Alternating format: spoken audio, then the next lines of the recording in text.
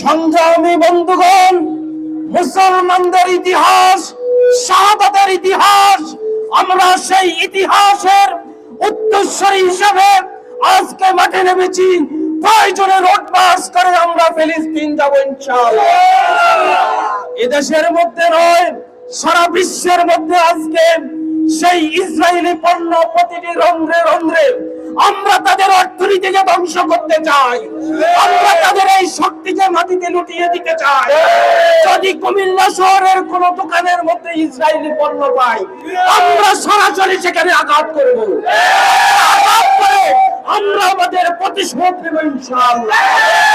যেখানে ইসরায়েলি একটি শিশু ছোট্ট একটি খাবারের জন্য চিৎকার করে, একটি খাবার পেয়েছে, দ্বিতীয়বার খাবার নেওয়ার জন্য যাচ্ছে না, সে তার মানবতা তার ভিতরে আছে, তার ভিতরে ইসলাম আছে, সে একটুকু খাবার নিয়ে, এক পিস পাউরুটি নিয়ে সে চলে যাচ্ছে।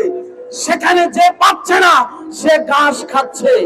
এই মুসলিম ভাইয়েরা, আমরা কি ঘরে ঘুমিয়ে থাকবো? আমরা কি ঘুমিয়ে থাকার জাতি? আমরা কি ঘুমিয়ে থাকার জাতি? আমাদের রক্তে ইমাম হুসাইনের রক্ত বাবাইতে হচ্ছে। আমরা ইমাম হুসাইনের উত্তরসূরি, আমরা বাবা শাহজালালের উত্তরসূরি। আমরা কারোর সাথে আমাদের কোনো সমঝোতা নয়, আমরা আমাদের অধিকার আদায় করব। আমরা ফিলিস্তিনকে মুক্ত করব ইনশাআল্লাহ, আমরা ইসরায়েলকে ধ্বংস করব ইনশাআল্লাহ।